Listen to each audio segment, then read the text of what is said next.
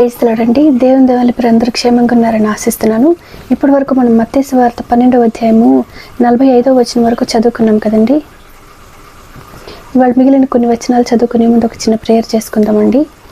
మహాపరిశుద్ధుడు అయిన యేసయ్య, నీకే వందనాలు తండ్రి. నాయన, ఇంతవరకు మమ్మల్ని సజీవ లెక్కలు పెట్టేసా నీ గురించి మాట్లాడుకునే అవకాశం ఇచ్చినందుకు నీకే వందనాలు యేసయ్య. నాయన, ఇప్పుడు మీ గురించి మాట్లాడుకోబోతుండగా ఎక్కడ ఏ తప్పు మాట్లాడకుండా యేసు నామములో నా నోటికి మీ అగ్ని కంచె కావాలంటనుగాక. ఆమేన్. యేసు నామములో మా అందరికీ నీ వాక్యాన్ని అర్థం చేసుకునే కృప కలుగునుగాక. ఆమేన్. యేసు నామములో అడుగుచున్నాం తండ్రి, ఆమేన్.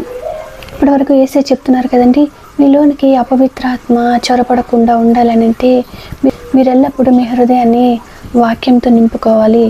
అప్పుడు వాక్యమై ఉన్న దేవుడు మీ హృదయంలో ఉన్నప్పుడు సాతాను మీ హృదయంలోకి చొరబడడానికి అవకాశం ఉండదు అనేసి యేసయ్య చెప్తున్నారు కదండి. తర్వాత ఏం జరిగిందో మనం చూద్దామండి. మత్తయి సువార్త 12వ అధ్యాయము 46వ వచనము. ఆయన జనసమూహములతో ఇంకా మాటలాడుచుండగా, ఇదిగో ఆయన తల్లియు సహోదరులను ఆయనతో మాటలాడుకోరుచు వెలుపల నిలిచి ఉండిరి.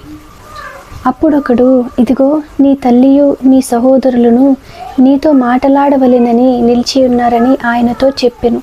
అందుకైన తన శిష్యుల వైపు చెయ్యి చాపి, ఇదిగో నా తల్లియు నా సహోదరులను, పరలోకమందున్న నా తండ్రి చిత్తము చొప్పున చేయువారే నా సహోదరుడును నా సహోదరియు నా తల్లియు అనెను కదండి. యేసయ్య ఆ విధంగా చెప్పడానికి కారణం ఏమై ఉండొచ్చండి? మనం ఇక్కడ చూద్దామండి. మార్కు సువార్త 3వ అధ్యాయము 21వ వచనము. ఆయన ఇంటి వారు సంగతి విని ఆయన మతి చలించి ఉన్నదని చెప్పి ఆయనను పట్టుకొని పోయిరి కదండి. ఆయన తల్లి ఆయన సహోదరులు వాళ్ళందరూ కూడా యేసయ్య దగ్గరికి రాకముందు వాళ్ళు యేసయ్య గురించి ఏమనుకుంటున్నారండి? యేసయ్యకి మతి చెల్లించిపోయింది అనేసి వాళ్ళు అనుకుంటున్నారనేసి ఇక్కడ రాయబడి ఉంది కదండి. ఆయన ఇంటి వారు కూడా యేసయ్యని అర్థం చేసుకోలేదు కదండి. అందుకని యేసయ్య ఏమని చెప్తున్నారండి?